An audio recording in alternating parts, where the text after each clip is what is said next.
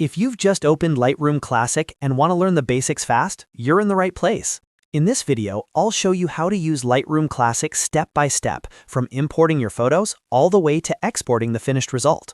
If you find this helpful, make sure to hit like and subscribe for more easy software tutorials. Let's start with importing your photos. In Lightroom Classic, look down to the bottom left corner and click Import. From here, select the photos you want to bring in, then click Import again. This adds your images into Lightroom so you can organize and edit them in one place. Next is the Library module, where you organize everything. This is where Lightroom Classic really helps if you have a lot of photos.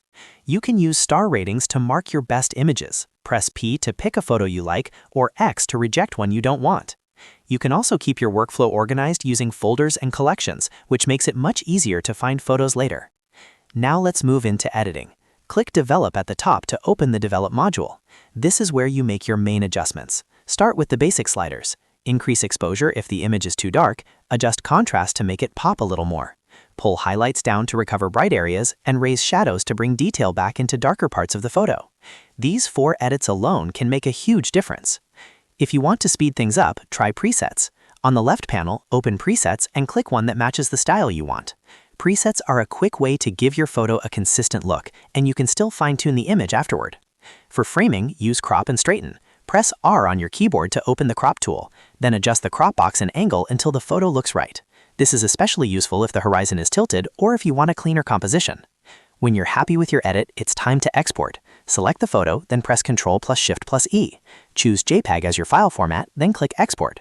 Lightroom Classic will save your finished image so you can share it online, print it, or use it anywhere else.